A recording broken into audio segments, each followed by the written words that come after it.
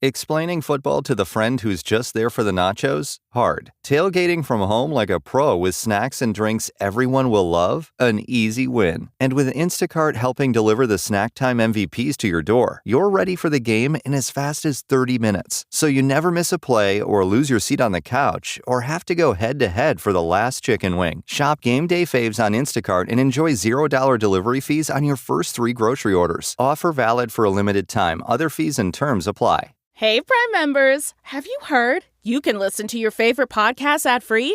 Good news! With Amazon Music, you have access to the largest catalog of ad-free top podcasts included with your Prime membership. To start listening, download the Amazon Music app for free or go to amazon.com/ad-free podcast. That's amazon.com/ad-free podcast to catch up on the latest episodes without the ads. You know that feeling when your favorite brand really gets you? Deliver that feeling to your customers every time. Memorable moments like these are key to building your business and your brand. Klaviyo turns your customer data into real-time connections across AI-powered email, SMS, and more, making every moment count so you can continue to build smarter, more meaningful relationships with your customers. Build smarter digital relationships with your customers and make every moment count with Klaviyo. Learn more at klaviyo.com/BFCM.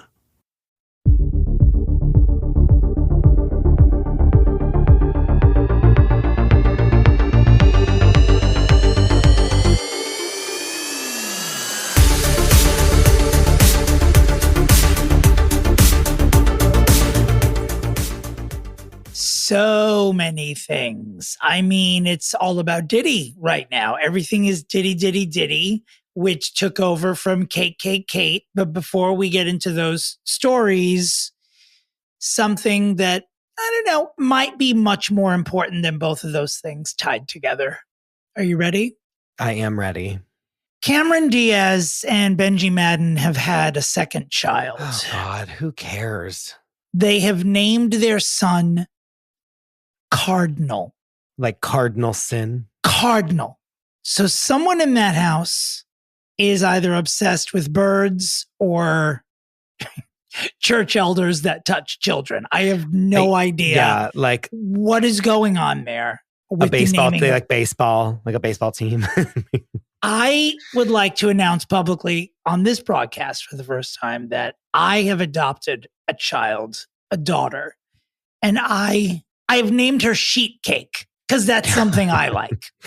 Wasn't the like weird celebrity name, isn't that like over? One would think, but no, there's Cardinal. Let me find out that they've taken the I in the word Cardinal and replaced it with a Y, and I will call the Department of Child Protective Services on this family. Cardinal. You are asking people to bully your child by giving him that name. The child is a week old, and a 53-year-old faggot is already bullying the child on a podcast. This does not bode well for middle school. It's bad. Again, like I thought we were done with this. Like I thought we were like naming people normal names again. I really did. Am I wrong? Am I living in a bubble? I don't know. Cardinal is definitely have to ask tough. Cardinal Madden. Yeah. What could this child's middle name be if it's Cardinal? What's the middle name? Cardinal Woodpecker. There's gonna be something like Sandpaper. Yeah. Or Thigh Master. Cardinal Thigh Master Madden. Sandpaper. You're so stupid. Or maybe that's his confirmation name is Sandpaper. Yeah. Cardinal Thigh Master Sandpaper Madden. What an idiot family this is. Goodbye to all of you. The fact that you're leading with this is really upsetting. Well, many shocking things have happened this week. That was the thing that actually made me sit down and say, now I've heard it all. Yeah. I had no idea that they were even married. Yeah, for some time, and they have a kid. No idea. Maybe they're not married. Maybe they're Goldie Hawning or it. together. Whatever. Sure. Whatever. But like, I mean, like procreating and for some time. All right, now let's get on to the less important news. This Diddy thing. So the feds have raided Diddy's homes in New York, Miami, and Los Angeles. No, all at once? Yes. A three-pronged attack? Yes. His children are seen outside the LA home in handcuffs. And this is all related to a sex trafficking investigation, a federal investigation. And we record the prefix on Monday nights. This story is bound to have changed by the time you're listening to it. But as of press time, his private jet landed in the Caribbean. No word whether or not he was on the plane or... Wait. His plane went down? No, landed. Oh, I was like, his plane went into the ocean. Did I say went down? I know. I made. I'll have to listen to it back. I'm delirious, so that's its own thing. I went to Twitter and people, like, there are more theories about what's happening now than there were with Kate Middleton's BBL. But Instagram, Twitter, everyone is running amok. And then I go to Facebook. The first thing on the homepage is someone going, does this mean I can't listen to Diddy's music anymore? Dear God. Dear Cher in heaven. Ma'am, you should have stopped listening to it when the rest of us did 20 years ago. Leave that off Facebook. How dare you? Wait, so he's like fucked. Like he's fucked. Yeah, he's in trouble. Apparently, and this is not a joke, though it sounds like one. 50 Cent was quoted recently, a little while ago today, as saying, shit just got real. Yeah. Fofty himself, yeah. When 50 Cent says you're in trouble, you should probably throw yourself on the track of an A train. Like it's over for you, Diddy. At least he's enjoying the Caribbean while his sons are handcuffed and dragged to Beverly Hills jail. The FBI doesn't just like go raid someone's every home of a person unless like they are like ready to get you. Or maybe it was rabid fans who really want that next album in advance and they just took it too far cosplaying. Name one like very famous Diddy song, because I can't. Like, I'm being serious. I'm not trying to joke. Like, I honestly can't even think of a song that he sings that I'm like, oh, yeah, this song that I love. The only song I ever think of when I hear the term Diddy's music is that song Missing You, where they sampled Every Breath You Take by the Police. Doom, doom, doom, doom, doom, doom, doom, doom. I'm just flat there. Ignore that. Like, I truly don't know any of his music. Is that, or do I just not know that it's Diddy, maybe? I don't know. I don't think he's that kind of person. I mean, I think he's produced a lot more than you're probably aware of, and his record company probably did more than you're aware of. But as far as him as the actual artist, I don't think he's that prolific. I think he had like one or two songs, and then he ran Bad Boy Records and then was on MTV, and that's how people know him. He also has a glass eye. It's actually really not a glass eye. No, I don't know why I even said it. It's like a joke store eye. It's like a rubber eye. That's horrible. Well, let's move on to the obviously biggest story of the week, which is, of course, the Princess of Wales having cancer. I mean, wow. I mean, I felt bad for what we've said about her. Like, kind of, I'm not going to lie to you. Like, you know what I mean? I was like, wow, fuck. Like, that's mean. You know what I mean? Like, I'll tell you what, I didn't have a chance to feel bad about it. I don't think we said anything horrific about her. No, we were joking around, but I was like, oh my God, like, think of how bad that would suck that she, like, when she said the sentence that was like, we have been preparing to tell our children this, I was like, fuck. Right. Like, that hit me. You know what I mean? I was like, yeah, no wonder she was like in hiding for, you know what I mean? Yeah. Like, that was like, oof. I think it was designed to hit you like that. Yeah. I did. You know what I mean? But not being mean about it and like, you know what I mean? I mean, unsurprisingly, I'm driving at 100 miles an hour in the asshole lane on this issue because the whole weekend I was on the internet reading who I will call the scolderati on Twitter and Instagram, who were just like, I bet you feel bad now. Colbert should apologize. Andy Cohen should apologize. Everyone should apologize. I'm going to apologize for not saying fuck you to those people quick enough. That's what I'm going to apologize for. Kate Middleton has cancer. She's a wonderful person and a role model and is beloved. It is terrible that she has cancer. She's also a public figure whose every breath is funded by an adoring public. She is unfortunately, because of her station in life, she is subject to maybe, a little more speculation than other celebrities are, because she's funded by the people. Yeah, that's what I said last week. Is it was like at the end of the day, like she doesn't have a real job. Like her whole job is to like Correct. be a princess. So it's like, Yeah. we kind of do have the right to know. You know what I mean? Like no one's happy she has cancer, but I think when the deception was so deliberate and it kept happening over and over, and these are people who the Photoshop thing was bad. Do you know what I mean? Like that. Like there were some slip ups. Now look, it was a misstep for sure. I personally think that this whole thing is now erased because she has cancer. I think like all the thing with the Photoshop, like, okay, we get that she was trying to keep it a secret. You could debate until you're blue in the face whether or not she had a right to do that because, again, her life is actually worse than the Truman Show because he didn't owe anyone anything. He was there involuntarily. She's there voluntarily and lives off everybody. By the way, Harry and Meghan supposedly found out about her diagnosis on television. No, don't you dare say that to me. I'm telling you right now that it's true. Is it really that bad? It's really that bad. They found out on television.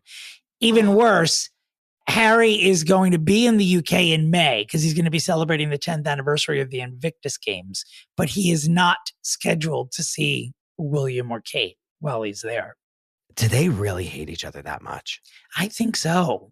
I do think so. I thought it was all kind of just for show. Like, yeah, haha, like, oh, it's hard. But like the fact that he's not even going to go.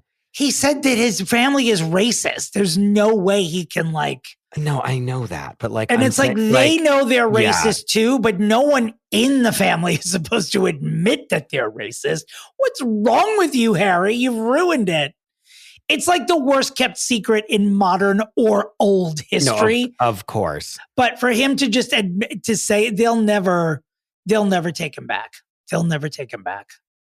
Yeah. Well, they're dropping like flies over there. I will say, pretty soon. The queen was godly, and when she died, everyone just started falling apart. Like that's two of them in the matter of months that are both diagnosed with cancer. That's really that's a lot, Dominic. Yeah. Well, Sarah Ferguson, is she re-battling cancer, or did we recently find out about a cancer battle that she was going through? And of course, and Kate's young. Like Kate is young. She is. Right? What is she? 40 what? She's like 42, 41 or 42. That's fucking crazy. Well, look, they only discovered it recently, so hopefully she will move on from this. Hopefully it was discovered early. Well, we're thinking good thoughts for her. Okay, let's move on to something more fun. Who's locked in a tower just with a sneer and stroking her white cat while silently cackling? Not Meghan. Camilla Parker Bowles. Oh, yeah. This is like, how is this not part of the plan? Like she just comes in. She's going to take over. Yeah. She comes in, everyone starts dying, and then she is the sole monarch of the United Kingdom. She's like, oopsies, like wink. Yeah, like right at the camera. I can't. It is like truly unbelievable. You know who I do genuinely feel bad for through all this is her last name Hansberry, Rose Hansberry, the accused mistress, because they were just like, she had an affair, blah blah blah. I was like, what? That's a whoops for sure, because that's now that woman's legacy, and she probably didn't do anything. Yeah, and there's people that are like, no, like I know with every cell of my being that this person is. Do you know what I'm saying? Like that this person is like the mistress of the Prince of Wales, and then meanwhile, like they couldn't be more wrong. She's probably gay. She's like, I'm a lesbian. I'm sleeping with Camilla. Did you hear about Rebel Wilson's war with Borat? I've gotten eyes on. Did come across my desk. So Rebel Wilson has a book coming out, and she's like, I'm going to talk about this asshole in one chapter of the book. And people buzzed about it for a minute. And then I guess Sacha Baron Cohen, who is the asshole, threatened her with legal action. So she woke up this morning and chose violence in the form of a name reveal and just said the asshole is Sacha Baron Cohen. And they did a movie together called Grimsby. And she said he behaved unprofessionally. At one point, the best part of this article in the Post. We're getting into Shirlene Squiggly territory is what we're getting into. At one point, he asked her to put her finger in his butt because it would be funny for the movie. He asked her to be naked several times. She refused. So they hired a body double. The finger in the butt thing is the best part of the story. And by best, we mean horrifying. Yeah, I mean, if you find a finger in the butt horrifying, which in the right circumstances, absolutely not. I mean, I'm going to say that publicly. Sure, but I mean, Dominic, if some random I'll say that in front of your family. I'll do that in front of your family. If some random person in front of all of your coworkers was like, put your finger in my butt, you would run screaming. What does the person, is it Joseph Gordon-Levitt? Because if so, I'm not running anywhere except to grab his hand and shove it in my ass. Goodbye. Oh my God. All right. So Natalia Grace, this famous orphan who, is she a child? Is she an adult? We've seen the documentaries. Is she both and a monster? Probably. So finally, I don't even know why it took this long, but after months, 2 seasons of a successful documentary about her, which I do believe there's another season forthcoming. Yes, there is. Know that I watched the whole thing. And remember whenever the person said that you should play the dad and you were like horrified? Mm-hmm. I will tell you, it is the role of a lifetime. I have a different pitch for you because now this Natalia Grace story is now becoming a limited series like they did with, all the other scandals of the past couple of years, like the prison worker who escaped, the guy who helped the guy escape from the prison, and then Gypsy Rose Blanchard. So now we're going in that route where the Natalia Grace is going to be a limited series. I can't wait. Oh, it's going to be so good. Do we know who's playing it? We don't, but listen, Natalia Grace is short. Sometimes she looks 12. Other times she looks 60. Producers, this is my role. Natalia Grace is my role. Many people have said I should play the quote unquote dad. No, but I bristled because I find him unattractive. And if, dare I even say this, more feminine than I am, which record that because I'm not going to say it again. Dominic, I need you to know that. Have you watched any of this show? All of it. I've watched all of it since then. He was the best thing I've ever seen. He was the best thing I've seen in a long time on like a true crime documentary. His like one-man show that he did when he was like, is your camera angle correct? Like I was truly rolling on the ground, like in laughter, in hysterics. He is a character from a Christopher Guest film. 1,000,000% and doesn't know it at all. Maybe not. He thinks he has everyone fooled, truly. And as much as that role would probably not be much of a stretch for me to play, I'm throwing my clit in the ring to play Natalia Grace herself. Depending on how long the shoot schedule is and knowing my immersive style, I may for several weeks have to co-host this podcast as Natalia Grace. Chris, that should be our Halloween costume this year. You be the dad and I'll be the dad and you're Natalia Grace. Okay, we might have to do that. That's really fucking funny, actually. Lizzo, she released a little ad on Insta today with her and Miss Vanjie from Drag Race. Something called I'm Wet or It's Wet or something, and it's coming soon. I don't know if it's an album or a song, but she is back. She is not in hiding. She showed up to present at the Grammy Awards. The feds are not going to her house. It's just her and Charlene Quigley and a couple of angry backup singers. And she is just steamrolling over whatever controversy you think she's in and moving forward.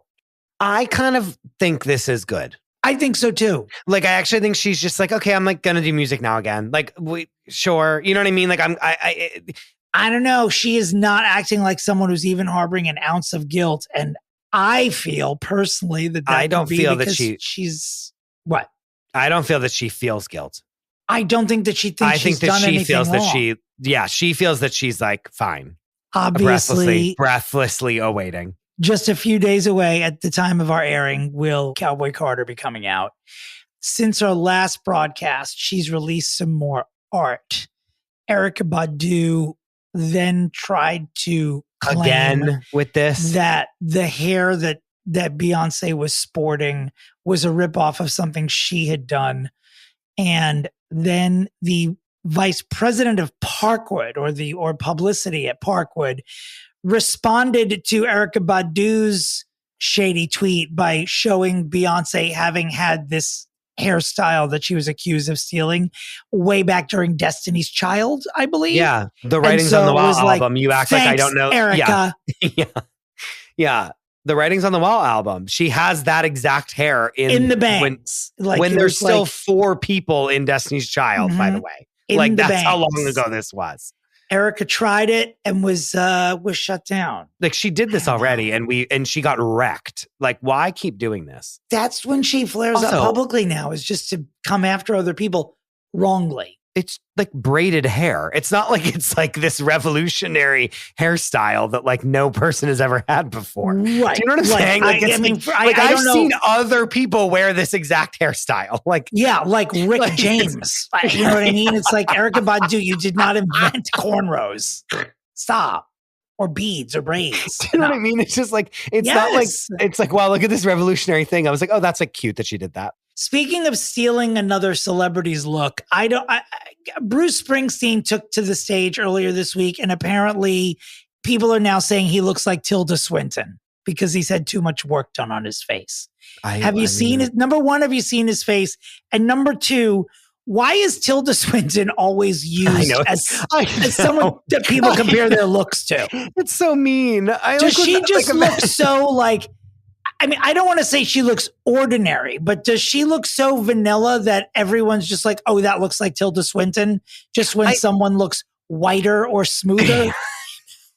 But I think it's because she has an odd face. Like she has an odd, like, it's and like she a V shape. It's like an alien, there are angles. She has like a pointy nose and she's very like, her eyebrows are very not penciled in. So they're very like, almost like she doesn't have, like, she has a very like odd, like alternative look to her. She does have an alternative look.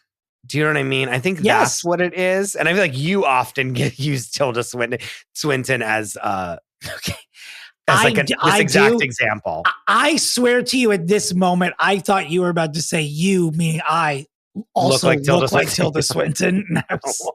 We started with Diddy and we're near the end of the prefix with his most famous ex, of course, J-Lo, Jennifer Lopez, etc. Have you heard about you're going to love this if you haven't heard about the bodega controversy? No.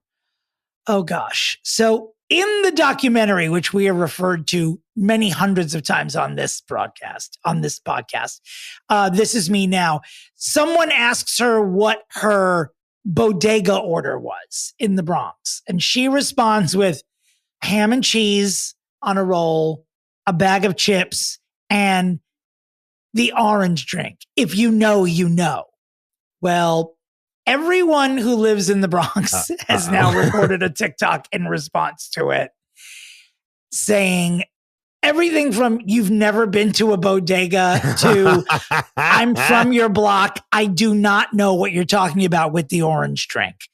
I don't know what to say about the orange drink personally. It sounds like an as invitation. A Bronx resident, would you like to Exactly. weigh in? As a Bronx resident, I can tell you that commenting on the orange drink feels somehow like a trap into unintentional racism. So I'm backing away from it. Correct. You are right. Yeah. Why wouldn't you say bacon, egg, and cheese? Why wouldn't you say, and they listed all this other shit.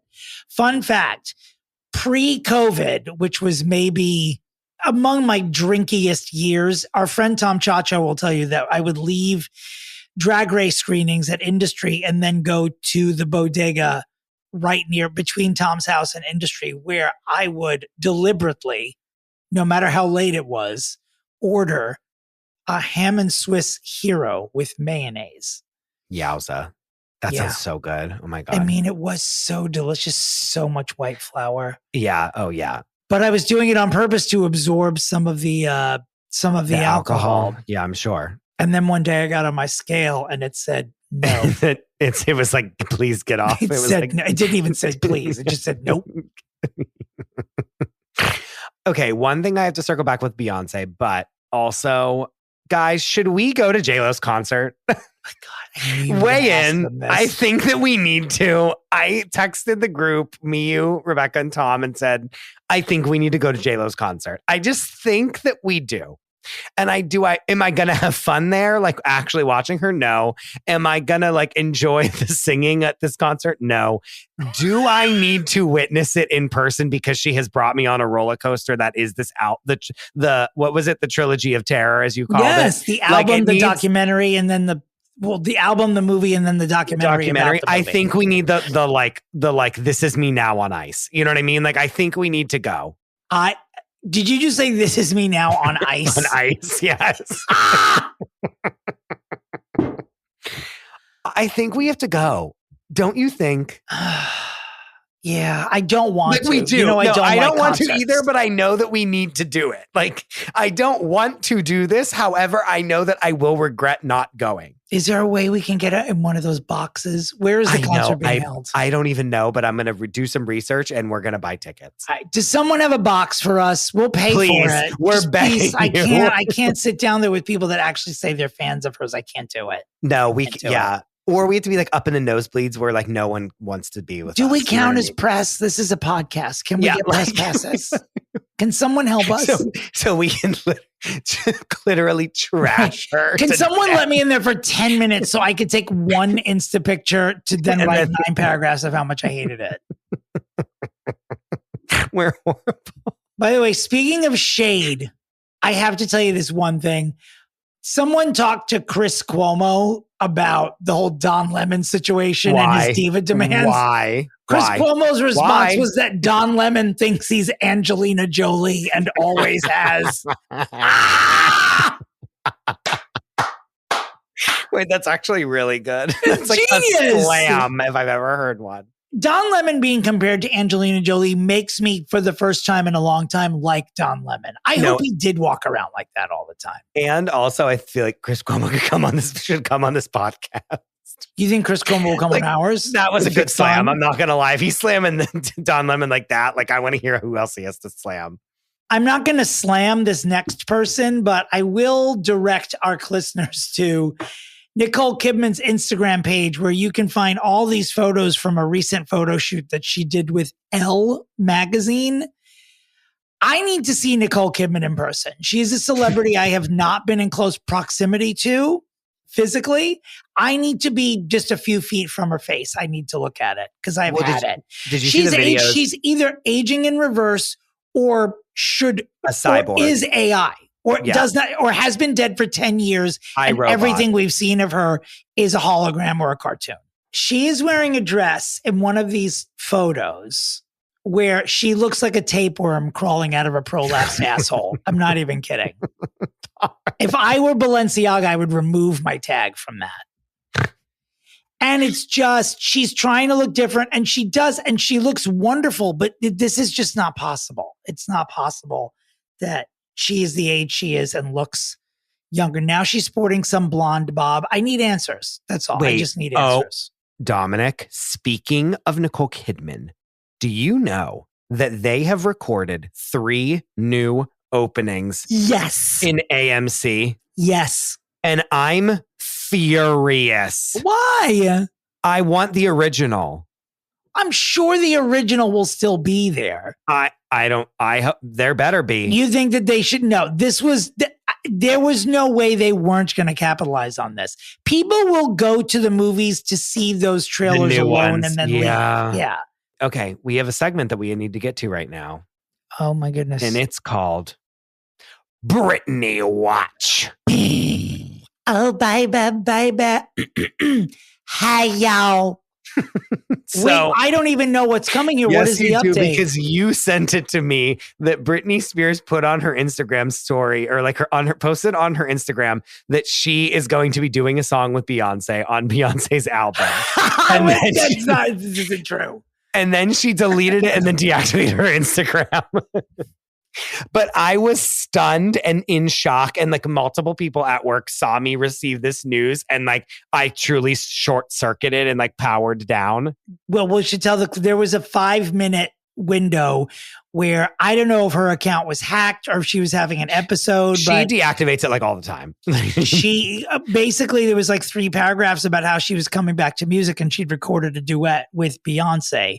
So before it could be deleted, of course, it made our group chat, and then the account was deactivated all over again. And it's not true. If it is true, we'll find out this week when we listen to the album. But what if it was true, and then because she did that, Beyonce's like, you fucking stupid bitch. Like, now you're out of there. And then now it's not going to be on the album. No, she would show it. Beyonce would put it on the album anyway. You think? I can only dream. I can only dream. If this is true that they actually recorded a song and that she fucked up, that's the greatest story of all time. Of all time. Her spilling it. Of all time. I do believe there's going to be a cover of Dolly Parton's Jolene on this. Well, yeah, that's album. What we're waiting to see. Breathless, as Deanna Chang Do would say. you think if it is that Beyonce has swapped out the word Jolene for Becky with the good hair? Yeah, what was her name? What was her real name? Rachel Dolezal. No. God, I wish. Rachel Roy. Oh, God, that's right. Yeah. The last thing that we'll leave you with during the prefix, there are 2 things. Ryan Coogler is doing a jukebox musical featuring Prince music. Prince's songs, right? I'm very excited about it. Yeah, that's very excited. And Jason Gould, the only child of Barbra Streisand, has released a new record. It can be found on Spotify. I listened to it. It is 5 songs. He is, of course, the only descendant of one of the greatest singers of all time. My 3-word review. How dare he? Is he even a good singer at all? How dare he? I'm just leaving it at that. I don't want to influence anyone. I think I respect queer art. Go listen to it and make up your own mind. He looks exactly like her. He does. They He's have also the exact same face. Like, he is 57 years old. No. Jason Gould is 57 years old. I don't believe that at all. Is this Tell me photo that what's I'm the looking at truth. on Google like 9,000 years old? Because he looks great. Well, I mean, his mother's Barbra Streisand. He should look great. good. You're right. You know what? Money does talk. So, oh God. I mean, I think we have to go to JLo's concert. It's that simple. I think just to sum it all up. I know you're going to try. I know. I know. We have to go. I think we just need to, just so I can literally outstretch my arms at one point and go, this is me now. I'm going to, folks, DM us if you know a young person who can pay for their own ticket to be my unpaid intern, who will just take photos of me with my arms folded in various corners of the venue.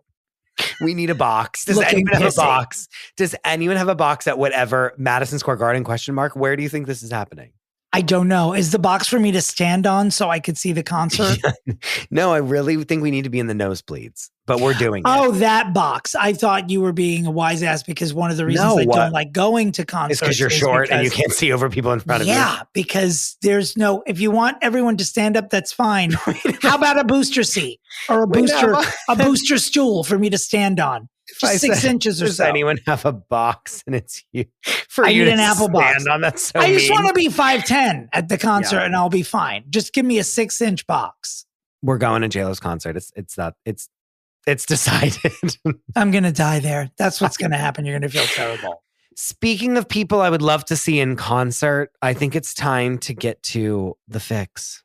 That was a beautiful segue, I might add. Thank you. Beautiful. Thank you. I, too, would love to see Jane Krakowski in concert.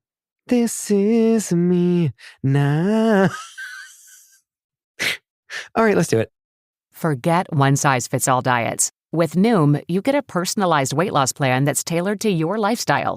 Have cravings? Food FOMO? Noom can help you lose weight while still enjoying your favorite foods.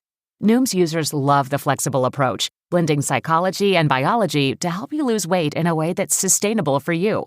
Plus, you can rest assured Noom's approach is grounded in science. They've published more than 30 peer-reviewed scientific articles describing their methods and effectiveness. Stay focused on what's important to you with Noom's psychology and biology-based approach. Sign up for your trial today at Noom.com. This episode is brought to you by Huggies Little Movers. Huggies knows that babies come in all shapes and sizes, and their tushies do too. Huggies has more curves and outstanding active fit. Parents know that there's nothing worse than an ill-fitting diaper, especially for active, wiggly babies. Huggies Little Movers are curved to fit all curves, so babies feel comfy no matter how much they're moving around. And we all know they're moving around a lot. They also offer 12-hour protection against leaks, which is a game changer. Get your baby's butt into the best fitting diaper. Huggies Little Movers. We got you, baby. All right. You know her from her hit podcast, the How Come podcast. You know her from seeing her on Explained on Netflix. And you know her from being a stand-up comedian and being hilariously funny. It's Remy Kassimir. Welcome to the show. Hi, guys. What a nice intro. And I am very excited to see how we get into this today.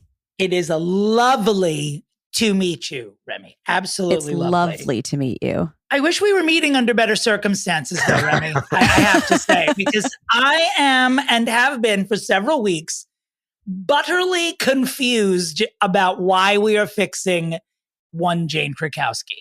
Yeah. So are you in on this, Remy? Are you and Chris in on this together about why she's here, or is it just Chris? So I'm kind of like 50-50 with both of you, because Chris had sent me like a list of bunch of people to fix or whatever. I had sent a list and he was like, we've already done those, Remy. Like, you think I didn't fix Hilaria Baldwin yet? Yeah. And I was like, okay, well, I don't really know how I would fix these other people. And then I saw Jane on the list and I was like, what the fuck is she doing here? Like, she's a perfect angel. I've actually babysat for her, so I know her personally. She's very, very sweet and amazing. Like, I was like, what could be the my problem moment of silence with her? my moment of silence was not over at that moment. Okay, I'm sorry. Please take another. Can we take a tangent into that before and get back to the story about you babysitting for her? Yeah. Can you tell us everything about it? So her main nanny was a comedian that used to live in New York, has moved away. And whenever that comic wasn't free, she would text me and a bunch of other lady comics who had babysat before. And so I got to babysit for Jane's son a few times. Lovely child and super fun. Obviously, me being the performer that I am, sometimes I'd be like playing with him and I'd be like looking at Jane out of the corner of my eye being like, look, improv. Look, we're in space.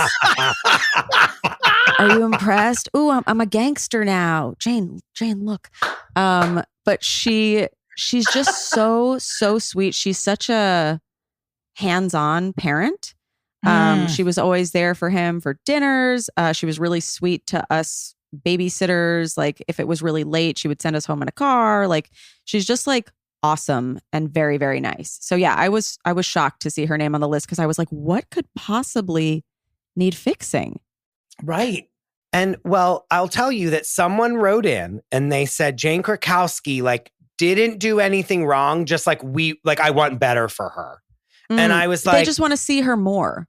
I also want better for her. And like this, like, I'm like, could this be a way that we do this show now, where it's like people we want to be more successful than they are? Mm-hmm. And that's like not. So we're trying something a little bit new here. It's a twist. We're trying something new. So we're just fixing her so she can be. So we can see her more. This is a selfish. As big as you want her to be. This is for us. Yeah. Which I would say, like, I think she has the opportunities to be doing a lot more. But again, such a hands-on parent that maybe she's one of those people that just decided, I don't want to do that much because, like, my kid is at like a very important time of life. I'd like to be around. Sure. That is true. They ruin everything, don't they? But if Children that is true, ruin everything. They destroy lives. In a past episode, Dominic was like, why did Christina Aguilera fall out of fame and like ruin her career? Oh, because she had 2 kids. Copy that. And then he was like, all the music we would have had. I interviewed Jewel recently, like a few months ago. And remember Dominic's that time face. Dominic is even more flabbergasted than he was when you said, how many bombs are you going to drop? I'm under attack on this end. You're kidding me. Tell us everything. This is the last one. But basically, remember that time where we were all like, Jewel fell off? You know, like Right. she was Yeah, so yeah, yeah. huge and now her career's over. Like, oh, she fell off. And like, that's what the media was saying and everything. And it was like, I spoke to her about that and she was like, no, I decided that. Like, I got too famous and I was uncomfortable with it. And I wanted to like be able to go to the grocery store again. So it was like her pulling back, which I feel like we never really like give celebrities that grace of being like, oh, maybe it was their decision. Nothing. Like nothing, truly none, not 1 inch of that. Like what Richard Simmons has done. Really. I mean, what he's just like now starting to post on Facebook, but he really did just sort of self-exile himself. He wanted to go away and then they were like, okay, we're going to make a documentary about you. That's crazy. Yeah. That documentary seemed like such a good idea at the time, but now that he's like completely fine, it seems a little stalkery now in retrospect. Yeah, I was worried for him. And now I'm like, poor guy. Yeah. No. He's just at home. Yeah, he's like, guys, I made it very clear, like, I don't want anything to do with any of you. Stop looking for me. And then everyone's like, where is he? He's like, I didn't want to wear shorts anymore. I just wanted to wear sweats. Is that okay? Yeah. Well, Remy, we're at this moment of this week's broadcast where we will ask you and Chris to guess the middle name of the client that we are fixing.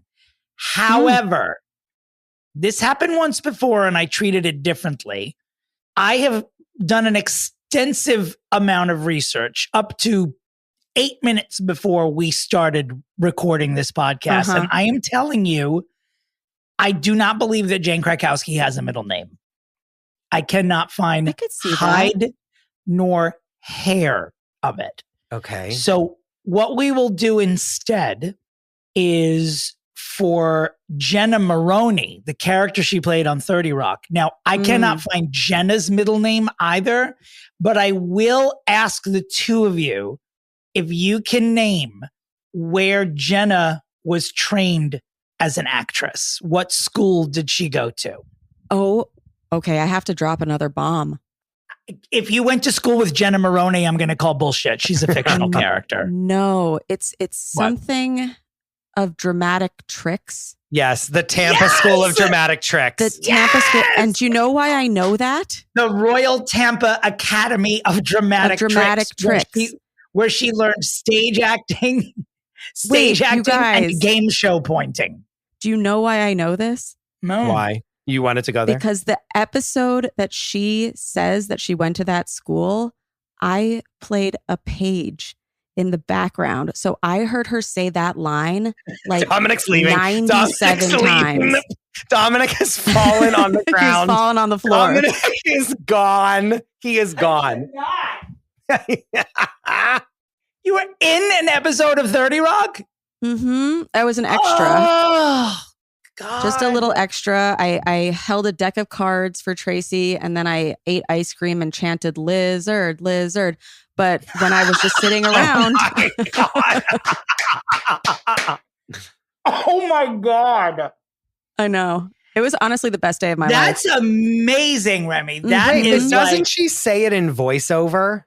I think it's the same scene where it's when she's like, nobody knew who was the sluttiest, but I showed them. I showed them all. I showed them all. Yes, it's one of the best quotes ever. Yeah. And to be accurate, so we don't get nasty DMs, she did also, Jenna, studied voice at Northwestern University where she first met Liz Lemon in 1993. Correct. Just amazing. So we're being accurate, but amazing. That is great. Is that the only episode of 30 Rock on which you appeared? Oh yeah, that's the only one. Isn't that strange that you asked that so question? strange. And I haven't. This feels like Slumdog Millionaire. It really is Slumdog Millionaire. Oh my God. Bombs have dropped. It is written. Remy is a star. I mean, this is all it is all happening all at once. This is already a whirlwind. We're 10 minutes in. Okay. Took Sheena Shea. It's all happening. It is all happening. Should we? How dare you? How dare you? Should we just should we just get all of our Jenna Maroney quotes out now? So we can just be done with it, and then we can just move on to talking about her. Well, I don't think you need to rush through it. Just take your time. You already know what my favorite Jenna line is. Dominick's favorite. I'll answer to that, actually. Yeah, I know you will. That's a new one, but I will. Dominick's favorite line is whenever she's going into her apartment. There's Her like an old neighbor. woman who's her neighbor. That old woman, yeah. And she's She like so wants the annoyed with neighbor her. to die so she And can get she's her like, apartment. Oh, you're still here. She says something and the woman goes, oh, Jenna, oh, my heart, it's growing stronger. And then Jenna looks at her and goes, you ancient bitch. It is. I have rewound that so many times over the years. It is fantastic. That and her and Jan Hooks doing their duet. Yeah, when she pulls the microphone out of her purse. Right. Mhm. And when Tina Fey, it's Jenna adjacent, but when when Liz looks at Jack and says, how are you not moved by this? And Jack goes, because I'm listening to the words. It's like it's a mother and daughter singing a sexual love song to each other. It's so great. If you don't love 30 Rock, the next 4 to 5 minutes will annoy you, but hopefully it will entice you to watch it because it truly is, to me, at least one of the 3 funniest shows that's ever aired in television history. Correct. It's also like predicted a bunch of shows that were jokes on the show. Like I think MILF Island was a joke on the show and now it's a fucking show. Yep. And then there's 100%. that quote where Tina Fey is like, it's the best movie based on a musical, based on a movie. And now she made one. Yep. Did I say that backwards? It's amazing. Yes, no, you said it right. You got it right. Okay. To quote some of my favorite Jenna Maroney quotes, the number one best quote that she has in the entire show. It's in like one of the final seasons when she is trying to be old because old is cool. Instead of trying to say that she's like 22, she tries to say that she's like 57. Yes. And so she plants a story in like a tabloid that she's like 60 and she's like, yeah, old is cool now. And Liz tries to like counteract that with planning a story that she's really young and that she's like a baby. And so she goes, Liz, when I find out who planted that story, I'm going to do to them what I did to my own ribs. Take them out. And only to be topped, truly only to be topped by when she locks herself in the dressing room and she's like, my niece drew a picture of me and I look so fat. And it's literally a stick figure drawing. And then she goes, okay, Jenna, well, I know that if you don't want to come out, Jenny McCarthy is available. Oh and she my God. rips open the door and goes, my nemesis.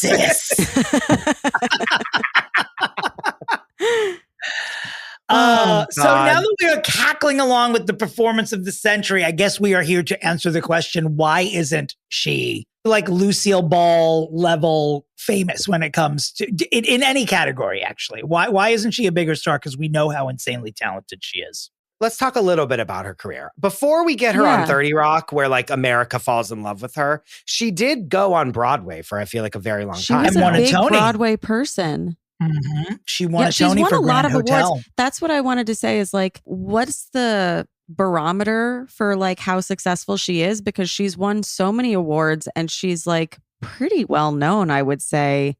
Like, I don't know if you guys were on Twitter a few months ago, but like all the 30 Rock stuff was getting resuscitated and like it seems like everybody's pretty well aware of her. Well, she's an absolute gay icon, like period. Yeah. Like if they're like for sure. Like every gay man that watched 30 Rock is like absolutely obsessed with Jenna Maroney as a character. Mm-hmm. I misspoke, by the way. She did not win her Tony for Grand Hotel. She was nominated for Grand Hotel, but won for playing Carla in 9. Yeah. Yeah. Forgive me, theater geeks, if you haven't already typed away. And then she's famously is in the Goodbye Earl music video for the Dixie Chicks. Are we aware of this? No. Yep. She's the one in the song that gets abused by Earl, her husband, and then the friend comes and they kill him. Oh my God. Oh my God. Yep. I need to watch that. I will be honest with you. I was first introduced to her on a soap called Search for Tomorrow, where she played a delinquent teen named TR. And it was a half-hour soap that was on at my grandmother's house every day. And so I just watched it. I guess I was in middle school or high school. It was definitely in the mid 80s. So it was definitely that time. And she's, I think, just a few years older than me. And I just remember her character being a little bit batshit crazy. I think she was a babysitter on the show, which is funny that Remy is telling this. She was, I remember vividly her character babysitting and holding an infant that I believe she wasn't supposed to be holding, and did the classic actress like staring into space, singing something to herself. And she was singing a French song. I swear to God, I remember this. She was going, So quelquefois, quelquefois, which means sometimes in French. And I don't know what the rest of the song was, but I do know that she was batshit and kidnapped a baby. And I never forgot the song because it creeped me out. And I thought she was a great actress. And then creepy teen. The next time I saw her, she just popped up in Grand Hotel. Yeah, I didn't realize that her career started so early. Like I was looking into her, and apparently her film debut was at 15 as Randy Quaid's daughter in National Lampoon. Oh my God, I remember that. Oh That's my God. such a good one. I forgot that was her. I've never watched it. Wow. Guys, this is why she needs to be fixed. This is why she needs to be fixed. Well, how in National Lampoon? She's she's in. I mean, that's a classic film, and I completely forgot that she was in it. Why don't we have more from her? Maybe we do, and we just don't know about it. Well, she's in like 17 different Apple Plus shows. Are we aware of this? Not all of them, but go on. I mean, I'm not aware of all of them, but. Well, there was a show called Schmigadoon. Did you watch that? It was like it was so good, and it's like Brigadoon, but like so devastated that it's not coming back. They had the whole fucking third season written. I know, it's so sad, but I feel like it was expensive, and they like no one watched it. Like I watched it, but like I watched it. It was so good. It was so good. She's in that like Dickinson show that's on Apple. Are we aware of this? I did not know that. I've never seen it. She's like her mom or something. I truly have never seen it, so I'm just guessing. But she's like an adult figure in that Dickinson show. Like she's working. It's just upsetting because she's so fucking funny. She is so superstar adjacent with everything. Like Vacation's like that's a big deal. I forgot that she was in that. And then all these Tony nominations, one win.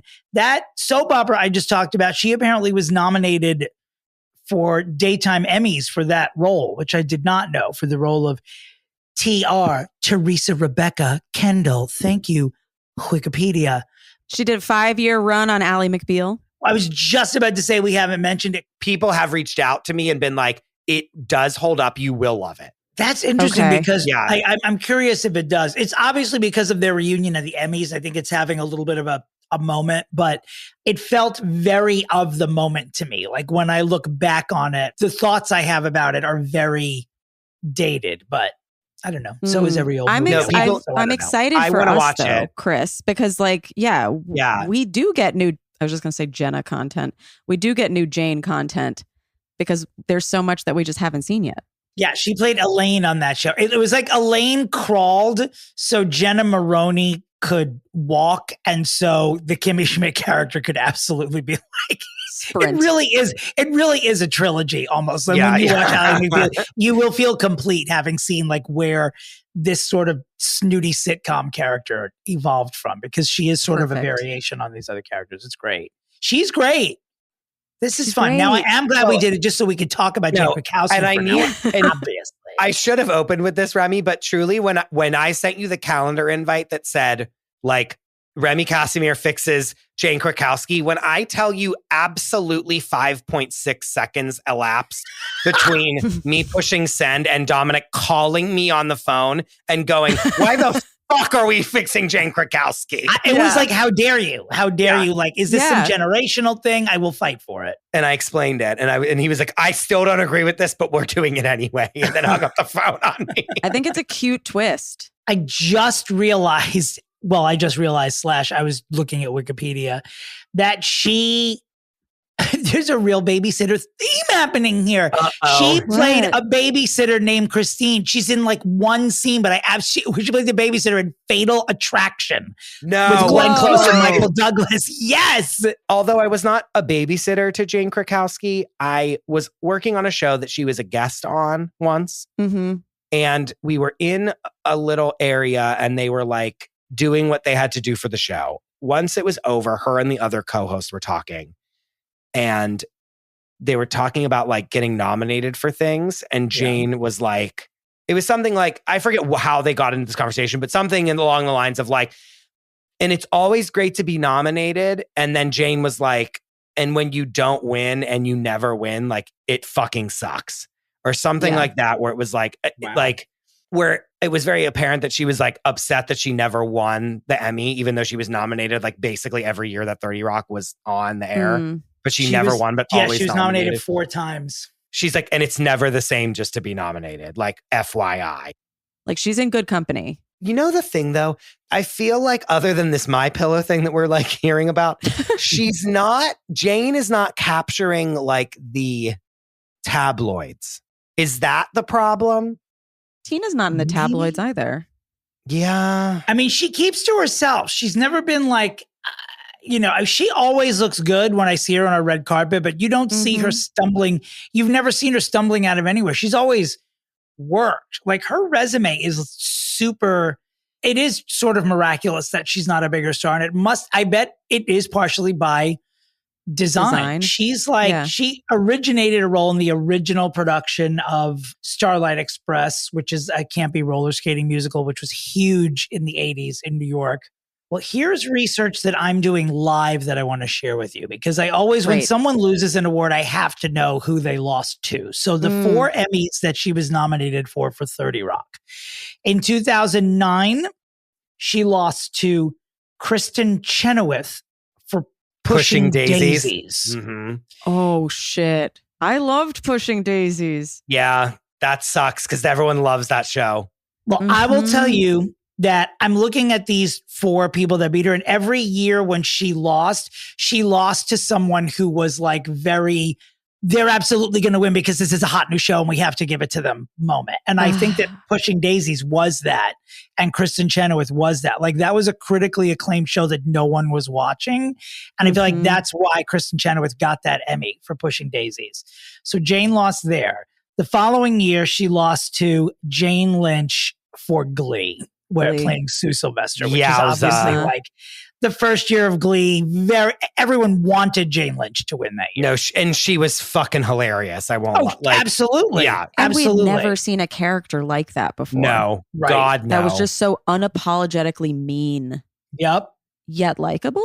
Yeah, well, she was a hero because by the second season, we grew to hate all of the students at the school, and we wanted to see them verbally assaulted by her. Slushied.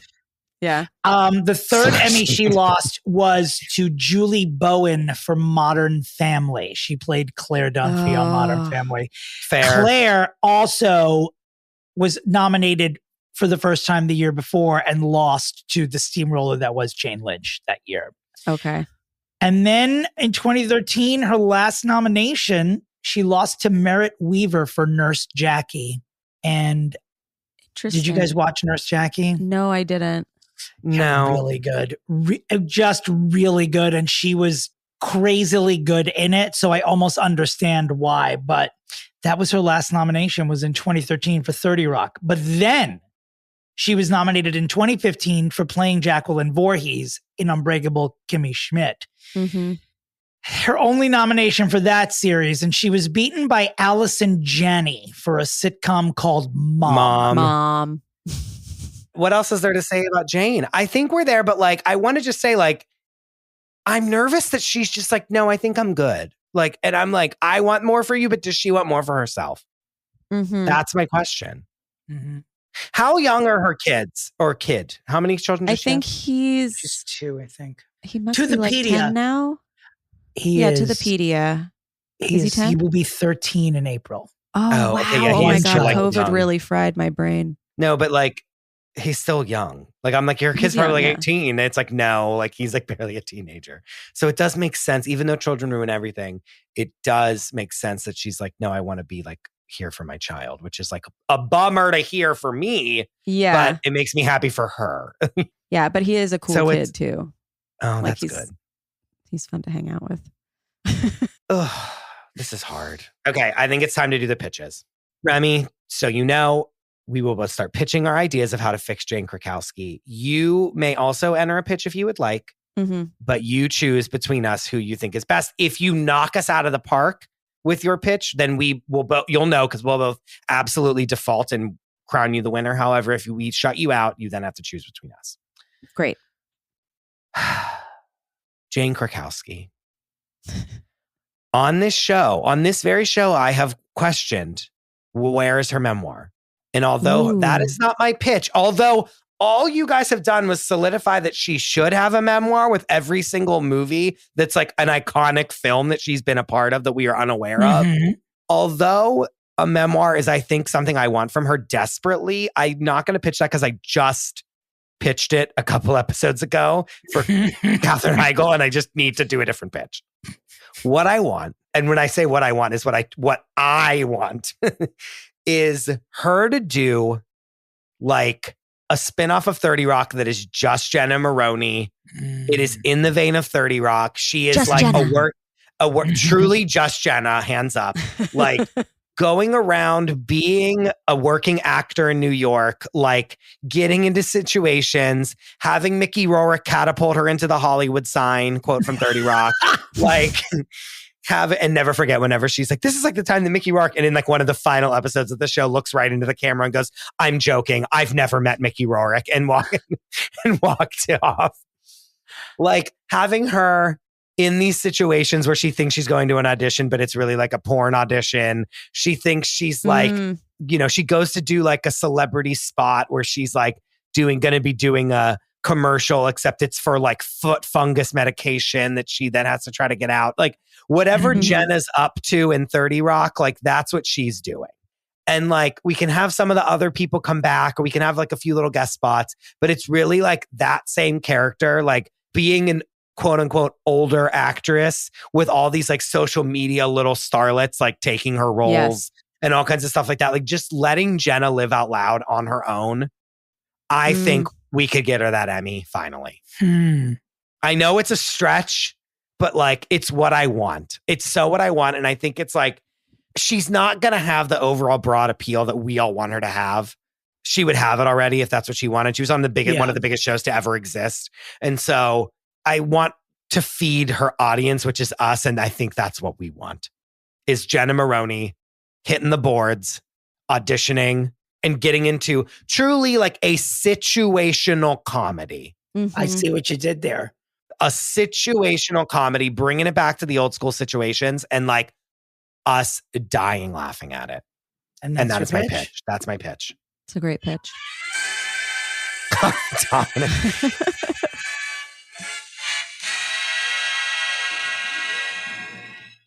That's great, Chris. Here's my pitch for Jane, middle nameless Krakowski. It is a multi-pronged pitch. Number one, Jane Krakowski hosts the Emmy Awards, period. Wow. Okay. She can dance. She's been on, as we now have just reminded ourselves, dozens of television shows that are iconic, and we've just forgotten she's done it. When she takes to the stage, everyone in the room is going to be like, I've worked with this woman before, somewhere between the ages of 10 and 55. I also think, and I have to say, I'm still on the fence about Chris's pitch. I almost pitched something similar. I was going to do like, I won't say, I'll talk about it afterwards, but a different version of that, but having to do with Jenna. But what I think that Jane needs to do is she has to have a lead role. I want it to come together very quickly, so when she's hosting the Emmys, she can talk about her new series.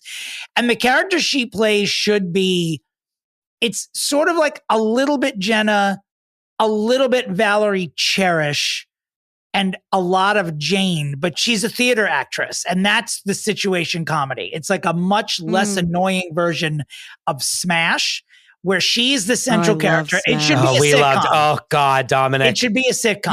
And it just Honestly, follows her. I'm seeing Smash. her like she's a nobody, but she has an assistant. You know what I mean? Just because she feels like she needs to have one, like, you know, what is it? Play the part before you get the part. What is the saying that I'm forgetting?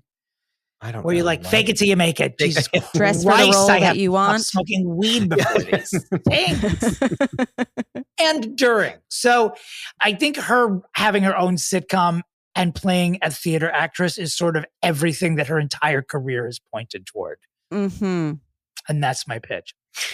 Okay, Remy, hit us with your pitch. I know you got one. Okay. Well, first, I would like to make a little tweak to Chris's because I think since she wants her time, turn that into a movie instead of a series, because then it can be really, really punchy, get all of the beats in that you want. And it doesn't have like fear of cancellation. Like, I don't want to set her up for any failure. I want it to be like something that goes to theaters or something that can get her like, fuck the Emmy. Let's get her an Oscar. Ooh! Here's where my head is at, because we're talking about aging actresses or whatever. And this is a woman who has come up in Broadway. She's already won a Tony. Where is the movie musical of Sunset Boulevard?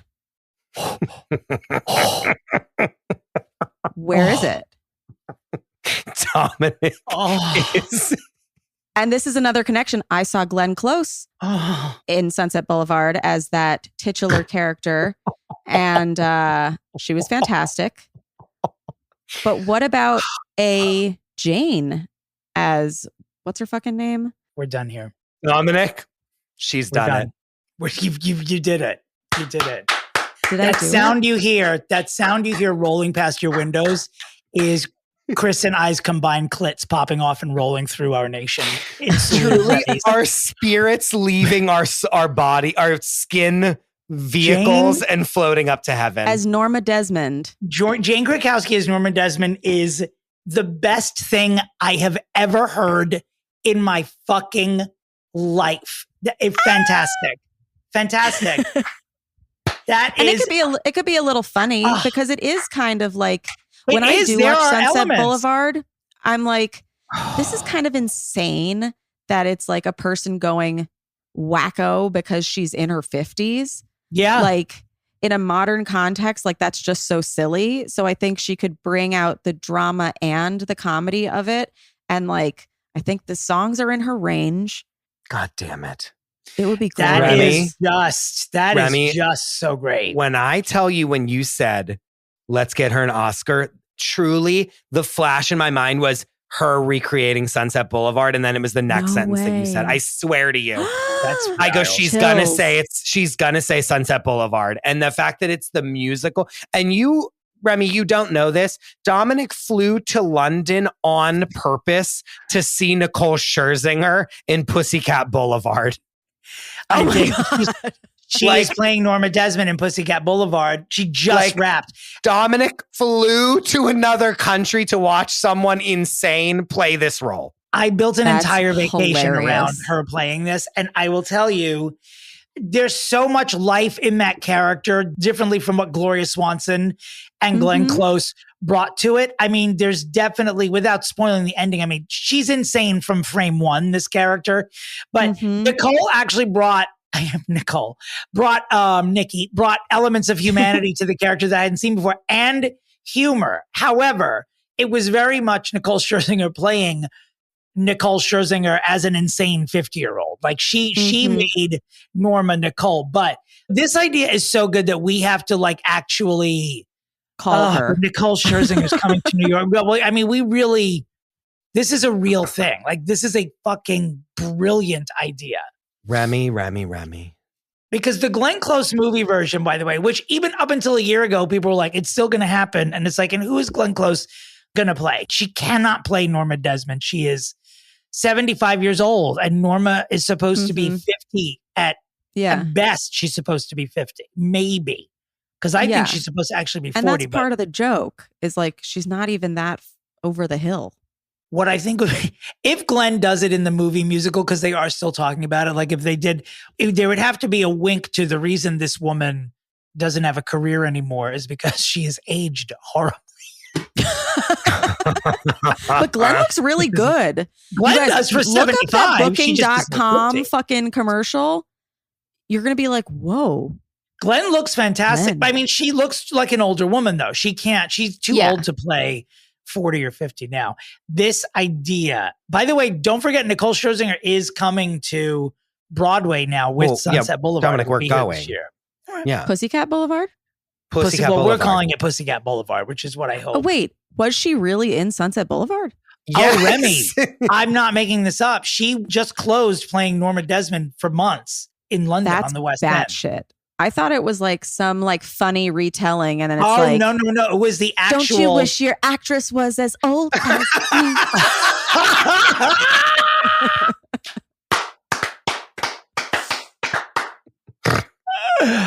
Wow. So were you just sitting there like, how gay is this person where he's talking about the character development of the parody version of this mediocre musical? No. I was going to plan a European trip around Mika's new tour. Like, no, she played Norma. She played Norma and got raves. That's unhinged as well.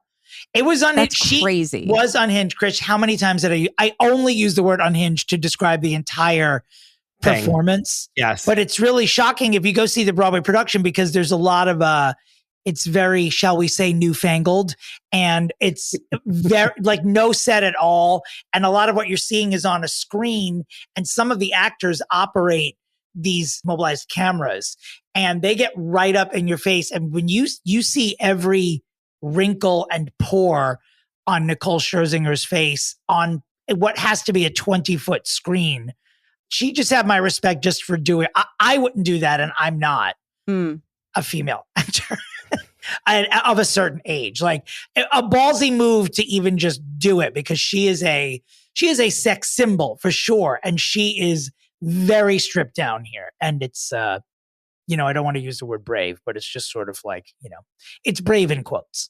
Yeah. Wow. No, but if she's singing As If We Never Said Goodbye, it's like. It's kind of like a little wink because it's like, this is what Jenna would kind of be like at that stage of her life. Yeah. She's the exact age. She's 55 in real life, could easily pass for 10 years younger. Mm-hmm. She's just the perfect age. She could I am so boned for this idea. I feel like you need to call your agent now to make sure that we don't steal it because we're going to package her. I think this ties with our pitches, Dominic, for Gwyneth Paltrow after the ski trial. It's on this level. Wowie, Remy. Stratosphere. Wow. You have to listen to that episode. It's wow. The minute you said Sunset Boulevard, Dominic, the life went out of Dominic and went back into it. We knew immediately. Remy Kassimir, a goddess among humans on this podcast. Thanks. You made my fucking day. And now I'm like, should we just like enter this into AI so we can at least see one scene? How do we get this to her? And then of course she's going to be like, I'd love to do this. Like, how the fuck do we do this? Like, she's probably going to be she'll be like, I've been asking my agent and Andrew Lloyd Webber every year for the past 20 to do it. She first I lost to Julie Bowen and then I lost a part to Nicole Scherzinger. I want a Tony. No, but I don't want her to do it on Broadway again. No, she's got to do the movie. She's got to do the movie. She's got to do the movie. Wrap it up. Let her do maybe a little press tour, whatever. Or she could Norma Desmond it and stay home for the press tour. Be in character. Yeah. Oh, God. Remy Kassimir. Tell us a little bit I know we didn't dive into it in the beginning. Tell us a teeny little bit about your podcast and where people can find you. Okay, so my podcast is called How Come, spelled the way that you think. Because I started it as I had never had an orgasm at the ripe old age of 28. And I really wanted to learn how. So I did the obvious thing, podcasting. And I accomplished my goal. And now the podcast has, thank you. Yeah, no, it was like, I blew my load in episode 6 of season 1. And now we're 6 years in and it's expanded to other people's insecurities about sex, things that they want to accomplish, just making people feel less alone about their sex lives. And it's a pretty horny, good time. Wow. I love that. And where can people find you online? You can find me at Remy Kassimir on all of the socials. How Come is How Come Podcast. All of the socials, wherever you get your podcasts. And I do stand up here in New York and all over the country. And if you want to come see me, RemyKassimir.com. Thank you so much for being here. Thank Thank you for having me. A gold standard performance on this podcast. Thank you, Dominick, so much. Where can people find you? The website's dominterry.com. The socials are Dominick Pupa. And I live on West 225th. If you want to see me in person, give me cash. Chris, where can the listeners of this podcast find you? You can find me at the DeRosa. You can find the show at Fixing Famous People. And you can find the Patreon at patreon.com/fixingfamouspeople. God, I'm spent after this. I'm breathless. I need a protein bar to even get to the bathroom after this. I want this episode to do so well, but I also don't want it to come across her desk. And she's like, Remy's fixing me? I wish you both well. And as always, where's Shelley? Goodbye.